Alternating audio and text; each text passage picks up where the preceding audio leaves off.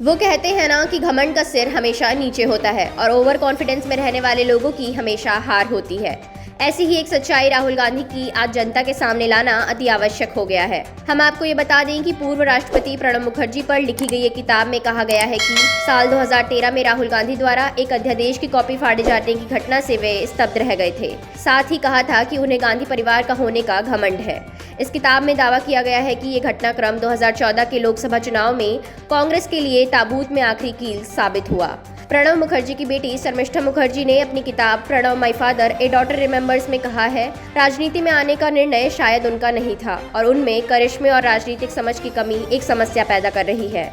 गौरतलब है कि पूर्व कैबिनेट मंत्री और पार्टी के संचार विभाग के प्रमुख अजय माकन द्वारा 27 सितंबर 2013 को आयोजित प्रेस कॉन्फ्रेंस में राहुल गांधी पहुंचे थे और उन्होंने प्रस्तावित सरकारी अध्यादेश को पूरी तरह से बकवास बताते हुए कहा था कि इसे फाड़ दिया जाना चाहिए।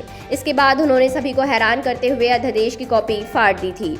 उस अध्यादेश का उद्देश्य दोषी सांसदों और विधायकों को तत्काल अयोग्य ठहराने संबंधी सुप्रीम कोर्ट के आदेश को दरकिनार करना था और इसके बजाय ये प्रस्तावित किया गया था कि वे हाई कोर्ट में अपील लंबित रहने तक संसद और विधानमंडल सदस्य बने रह सकते हैं। दिवंगत प्रणब मुखर्जी भारत के वित्त मंत्री रहे थे और बाद में विदेश, रक्षा, वित्त और वाणिज्य मंत्री बने। वे भारत के 13वें राष्ट्रपति तक थे। प्रणब मुखर्जी का 31 अगस्त 2020 को 84 साल की उम्र में निधन हो गया। उन्होंने पुस्तक में लिखा है, लेकिन राहुल के इस व्यवहार से वह आश्चर्यचकित थे। मैं ही वह व्यक्ति थी जिसने सबसे पहले उन्हें ये खबर दी थी। बहुत दिनों के बाद मैंने अपने पिता को इतना क्रोधित होते देखा। उनका चेहरा लाल हो गया था और उन्होंने कहा था, वे खुद को क्या समझते हैं, वे कैबिनेट के सदस्य नहीं हैं। कैबिनेट के फैसले को सार्वजनिक रूप से खारिज करने वाले वे कौन होते हैं। मुखर्जी ने अपनी बेटी से कहा, प्रधानमंत्री विदेश में है, क्या उन्हें अपने व्यवहार के परिणाम और इसका प्रधानमंत्री एवं सरकार पर पड़ने वाले प्रभाव का एहसास भी है? उन्हें प्रधानमंत्री को इस तरह अपमानित करने का क्या अधिकार है?